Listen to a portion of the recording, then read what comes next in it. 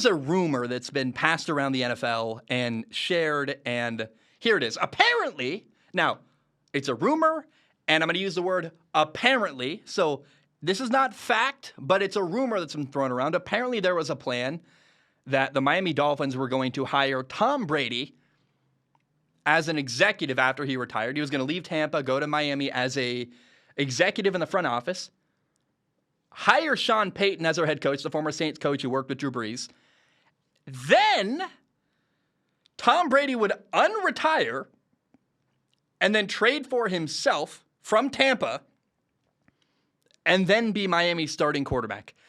That sounds like a crazy storyline. I don't know if that's real or not, but that's what's been going around and talked about as a real plan Miami had.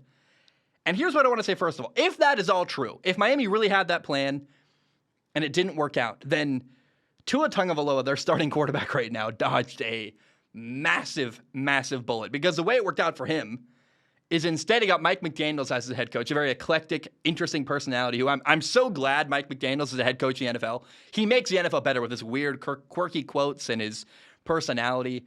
I saw recently Tua had a charity event, and Mike McDaniels on stage at his charity event, like doing some kind of Hawaiian dance. I'm like, I love it. I love it the way that Mike McDaniels has embraced Tua, and I think there's a budding bromance / working relationship there that's going to be really fun to watch.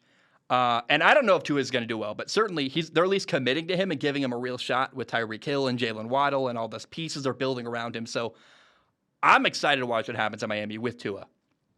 He dodged a massive bullet. Now, the reason why, according to the rumor, the reason why this Tom Brady Miami Dolphins plan fell apart is because of the Brian Flores lawsuit filed against Miami.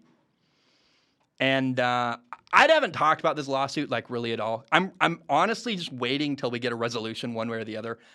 It's one of those things like I don't really have I don't know what to say about it until it comes to a conclusion and we really know the way it works out. So until then, I'm not going to comment much on it. But remember how the Brian Flores lawsuit began. It was when Bill Belichick, the Patriots head coach, sent Brian Flores a text congratulating him on getting the Giants head coaching job when he supposedly meant to text Brian Dable, who actually got the job. And Brian Flores is like, wait, I haven't even interviewed for that job yet. Are you telling me they already made a decision? So my interview is phony just for show?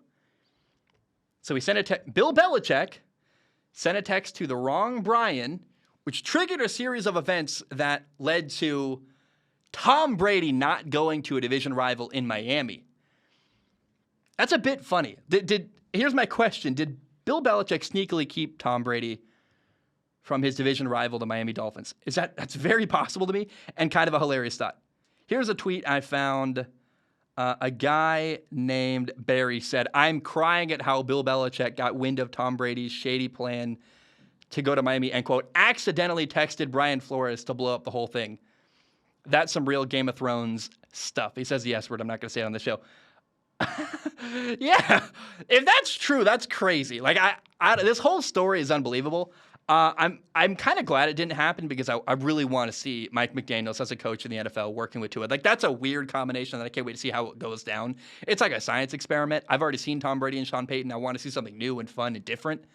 But can you imagine if Tom Brady done that, become basically like a pseudo general manager in the NFL with an executive job while also simultaneously being a team starting quarterback? Like, how bizarre would that be? Because you can't stop Miami from hiring Tom. Even though he's retired as a player, you can hire him as an executive.